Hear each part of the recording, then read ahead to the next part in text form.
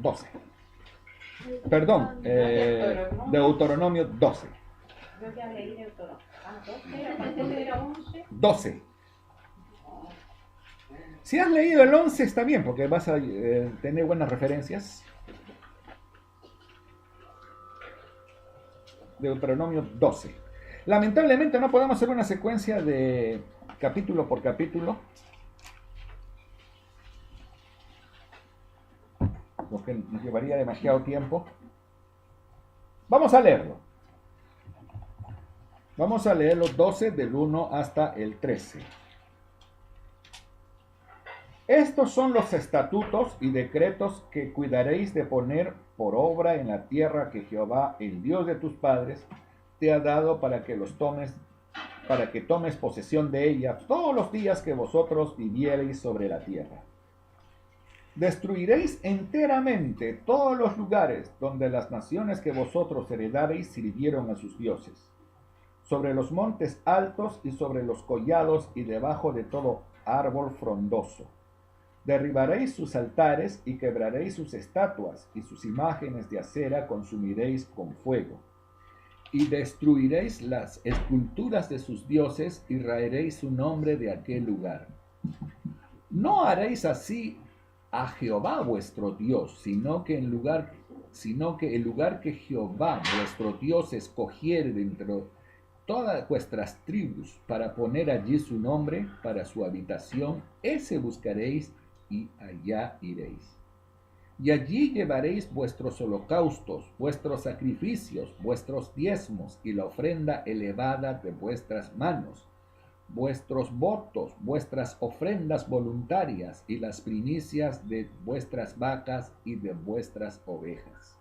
Y comeréis allí delante de Jehová vuestro Dios, y os alegraréis vosotros y vuestras familias en toda obra de vuestras manos, en la cual Jehová tu Dios te hubiere bendecido.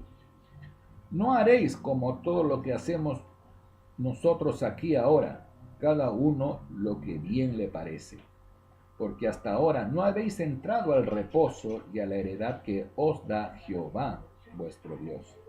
Mas pasaréis el Jordán y habitaréis en la tierra que Jehová vuestro Dios os hace heredar, y él os dará reposo y todos vuestros enemigos alrededor, y habitaréis seguros. Y al lugar que Jehová vuestro Dios escogiere para poner en él su nombre, allí llevaréis todas las cosas que yo os mando, vuestros holocaustos, vuestros sacrificios, vuestros diezmos, las ofrendas elevadas de vuestras manos, y todo lo escogido de los votos que hubierais prometido a Jehová. Y os alegraréis delante de Jehová vuestro Dios, vosotros, vuestros hijos, vuestras hijas, vuestros siervos y vuestras siervas, y el levita que habite en vuestras poblaciones, por cuanto no tiene parte ni heredad con vosotros.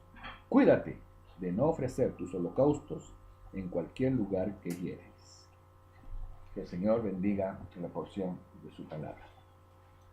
Muy bien.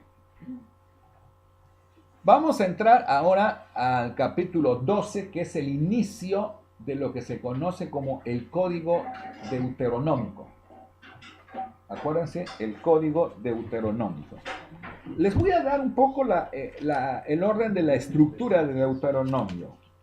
Desde los capítulos 5, ¿recuerdan ustedes? A ver, revisen un poquito el capítulo 5 de Deuteronomio.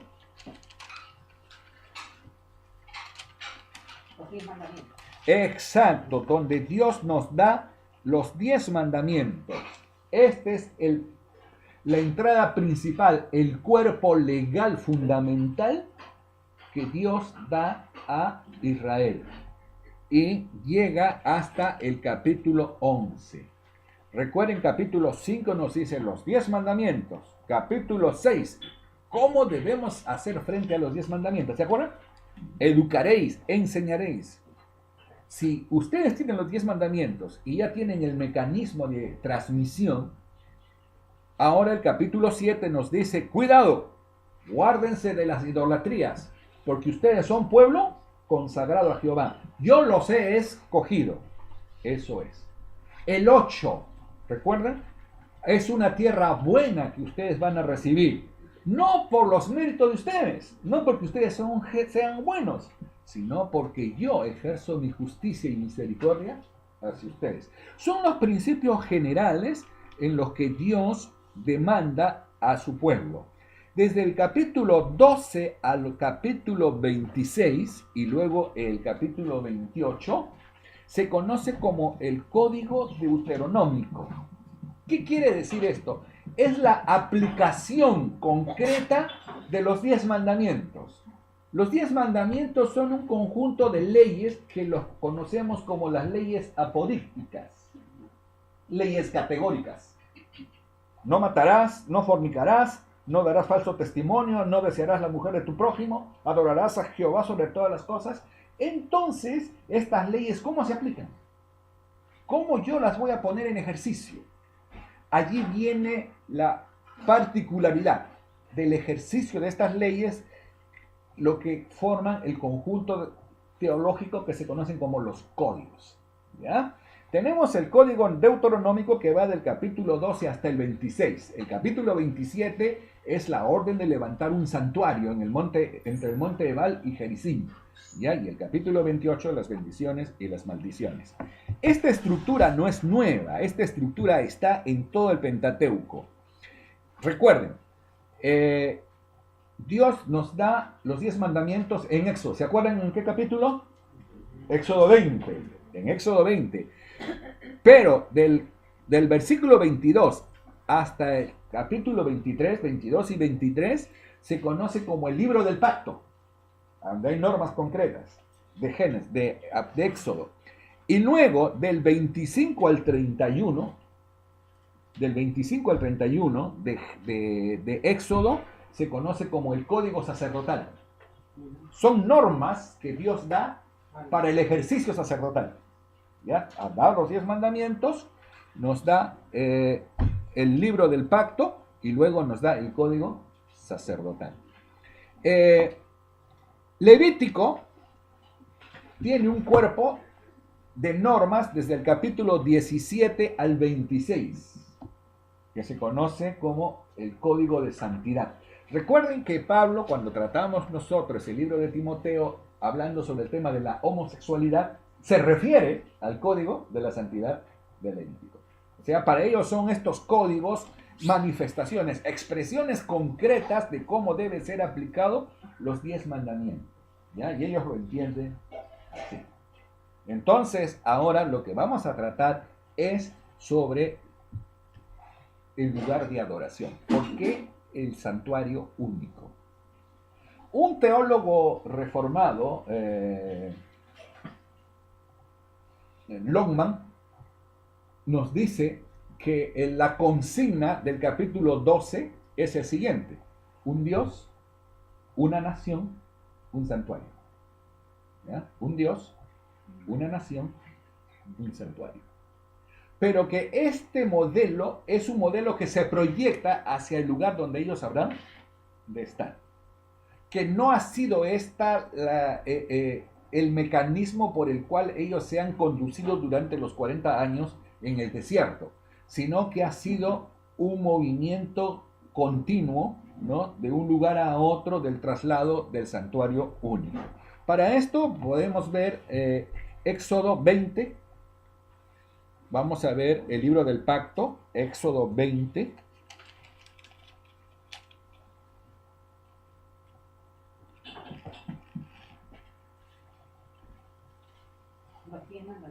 Sí.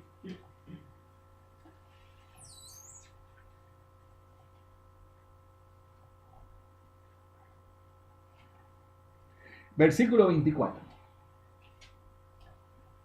Y noten: altar de tierra harás para mí, y sacrificarás sobre él tus holocaustos, y tus ofrendas de paz, tus ovejas y tus vacas. En todo lugar donde yo hiciere que esté la memoria de mi nombre, vendré a ti y te bendeciré. Está hablando de un lugar que no es fijo, de un lugar que tiene cierta itinerancia, donde Dios va a estar. ¿Noten? Pero noten la diferencia en Deuteronomio 12.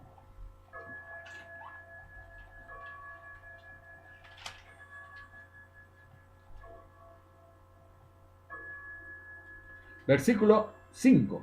Sino que el lugar que Jehová vuestro Dios escogiere de entre todas vuestras tribus para poner allí su nombre para su habitación, ese buscaréis y allí iréis.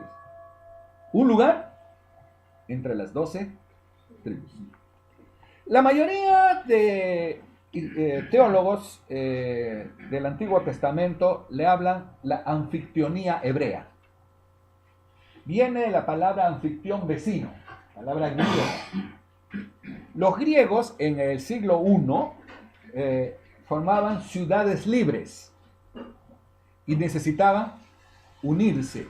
Y el mecanismo de unión que ellos tenían era la anfictionía. Era a través de un santuario mediante el cual todos eran convocados. En este caso era Delfos. El oráculo de Delfos llamaba a todas las ciudades griegas para que allí se congregasen para adoración. Este era el modelo anfictiónico griego. Entonces muchos han dicho, los hebreos han copiado este modelo de los griegos.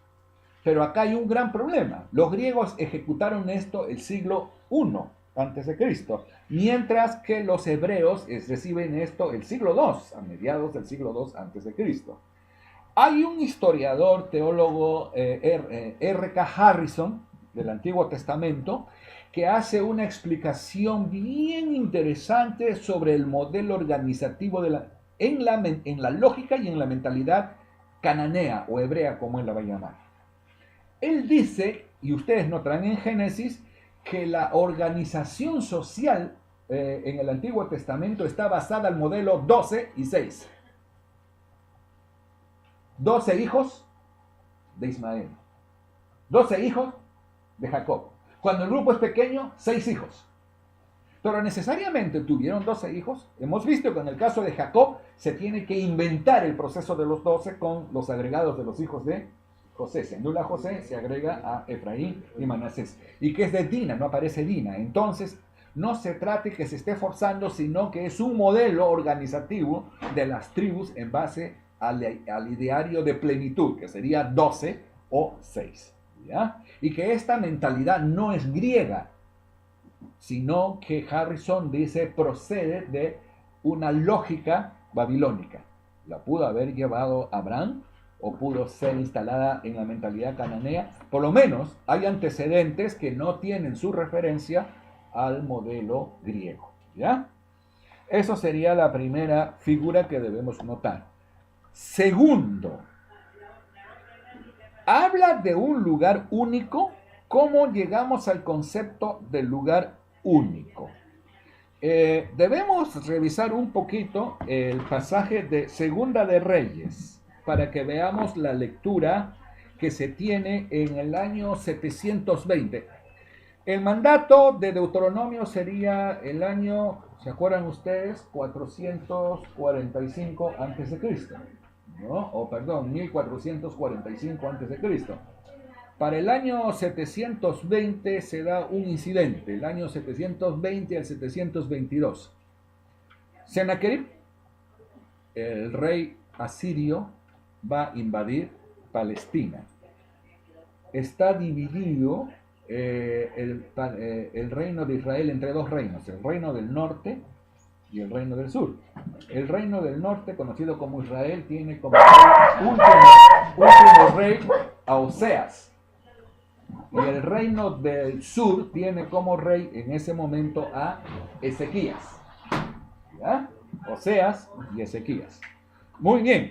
Sennacherib llega a invadir, conquista el reino del norte y ahora va a Judá. Y manda a su mensajero, y el mensajero le dice a Ezequías: ríndete, porque no tienes fuerzas, compadre, no vas a poder con las fuerzas nuestras. Y expone todo un conjunto de razones militares y teológicas. Vamos a poner la razón teológica que nos interesa esta mañana. Segunda de Reyes 18:22. Segunda de Reyes 18:22. Y si me decís: nosotros confiamos en Jehová nuestro Dios, ¿no es este aquel cuyos lugares altos y los altares ha quitado Ezequías, y ha dicho a Judá y a Jerusalén, delante de este adoraréis en Jerusalén. Lo repito. Nosotros confiamos en Jehová nuestro Dios. ¿No es este aquel cuyos lugares altos y altares ha quitado Ezequías, y ha dicho a Judá y a Jerusalén, delante de este altar adoraréis en Jerusalén? Su emisario está diciendo lo siguiente: oye, ¿están confiados ustedes en su Dios? Pero si el propio rey vuestro Ezequías ha prohibido, ha quitado todos los santuarios de sus dioses en los lugares altos y ha dicho, solamente adórese, ¿dónde? En Jerusalén. La creencia babilónica era que cuantos más santuarios tiene un dios, más poderoso es. Y lo que ha hecho Ezequías, ha debilitado a Yahvé y le ha hecho un solo santuario. Noten esa lógica. Pero lo que muestra este testimonio es que hay un solo santuario en los tiempos de Ezequías, en el año 722 antes de Cristo. Bien. Vamos a ver algunos pasajes de cómo hay este proceso de cambios de santuarios. ¿Ya? Vamos al libro de Josué 4:19. De Deuteronomio viene Josué. Josué 4:19.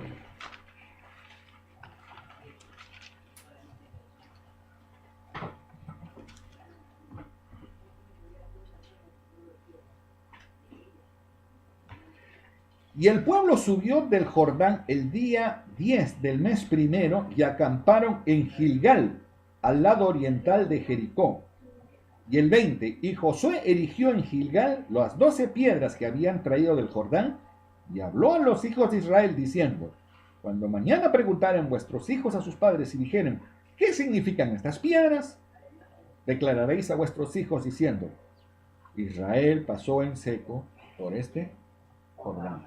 Encontramos allí que hay un santuario que Dios ordena se levante. Cruzando el Jordán, tomarán piedras y edificarán ese santuario. Y cuando pregunten, ¿por qué, Señor, este montículo?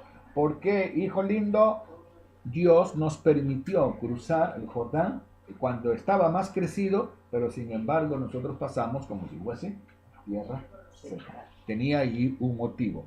Vamos ahora a otro santuario, Josué 8:33. Estamos en Josué 8:33.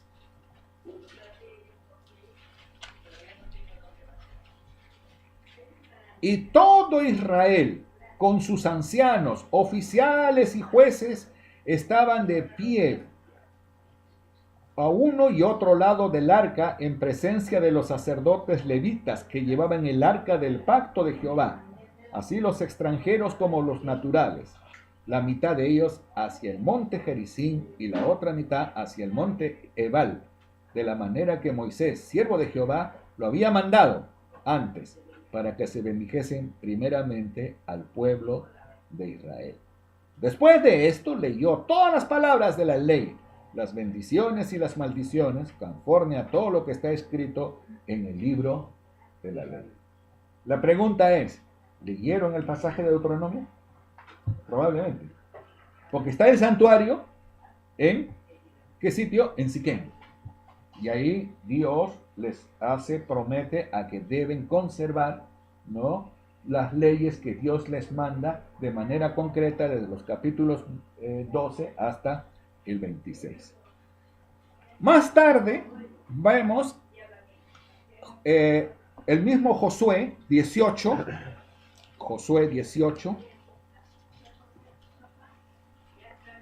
versículo 1.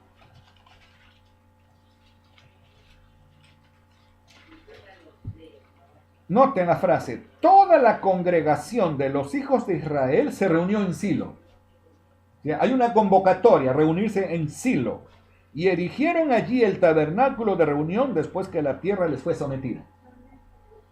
Hay una instalación del tabernáculo en Silo. Supongamos que esto haya sido 50 años después de la entrada del año 1445, puede ser 1500, ¿no? Y este santuario de Silo era administrado por los hijos, o por Elí, y por sus hijos que eran malos sacerdotes. Vamos a Primera de Samuel.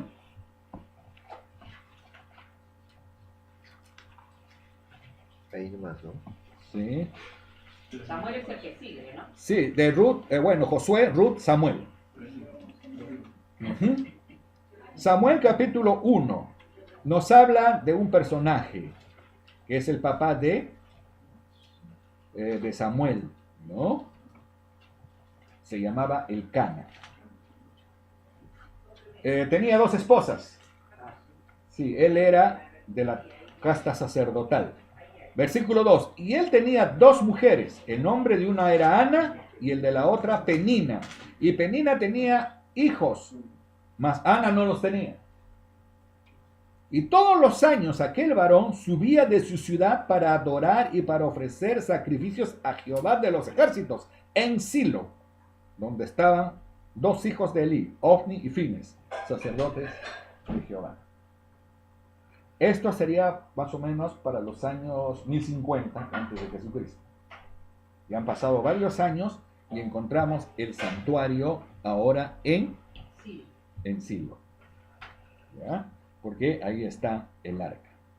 Posteriormente sucede que Saúl es nombrado rey y Saúl hace traer el arca de Silo para llevarlo como amuleto contra los filisteos, sin haber consultado a Dios, sin haber cumplido todo el nivel de consulta. ¿Y quién lo amonesta, recuerdan?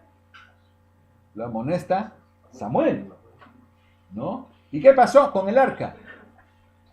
El arca es capturada por los filisteos, ¿no? Pero el arca otra vez va a ser recuperada y se va a quedar en un lugar. Vamos a ver.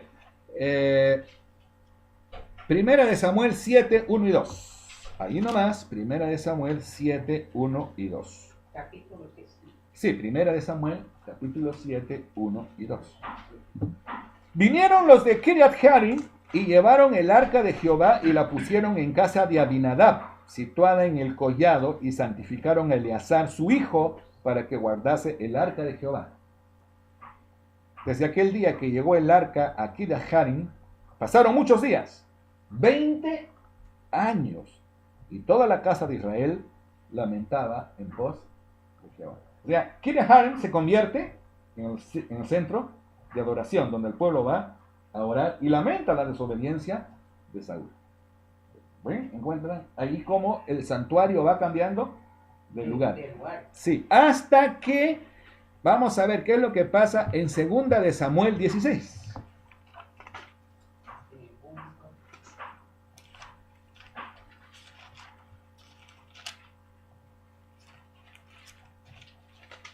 Capítulo 16. Sí. Perdón, sería Primera de Samuel, ya me estoy yendo demasiado. Sí. 1.50.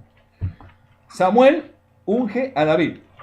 Ya el rey es David. ¿Y qué hace este rey? Lo primero que hace es que conquista Jebús. Jebús es la ciudad que después va a ser conocida como Jerusalén. Jebús es la capital de los jebuseos y luego se convierte en Jerusalén. ¿Ya? Y en el capítulo de 2 de Samuel, capítulo 6, ahora sí, y noten ustedes con el pasaje que hemos visto de Kiriath Jearim, 2 de Samuel, capítulo 6,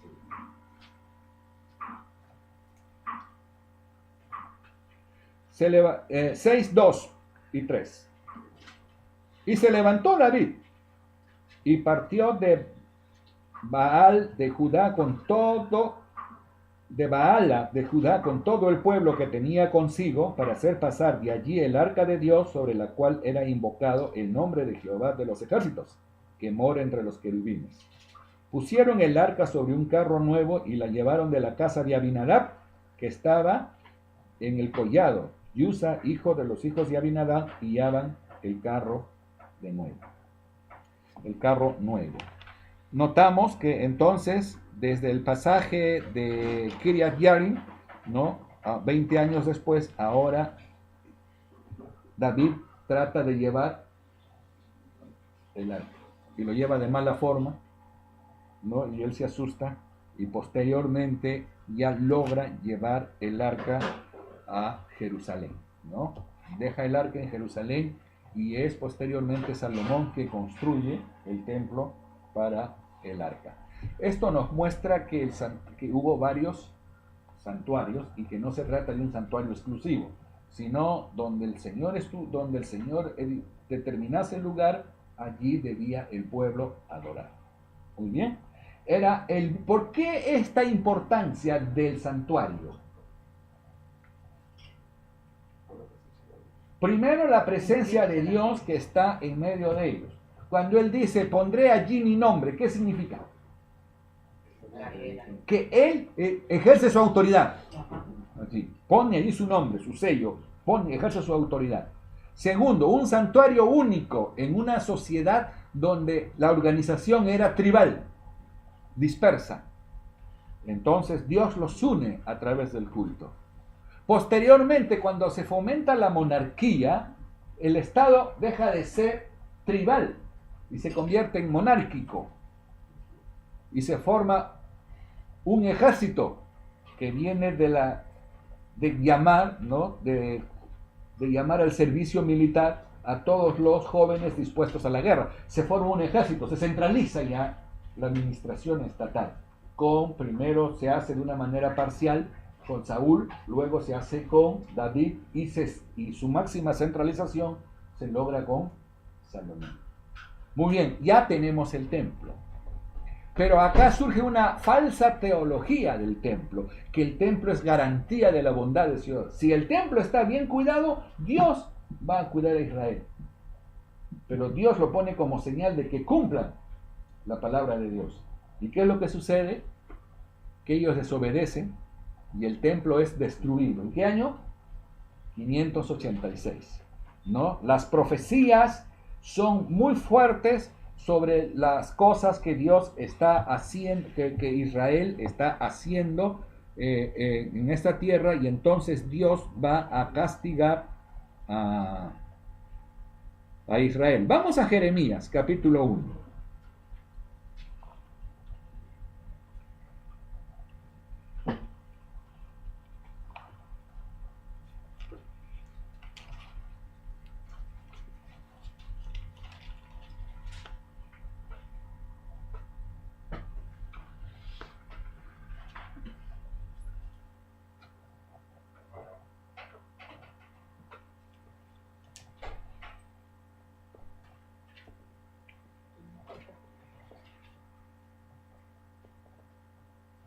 Muy bien, Jeremías capítulo 1.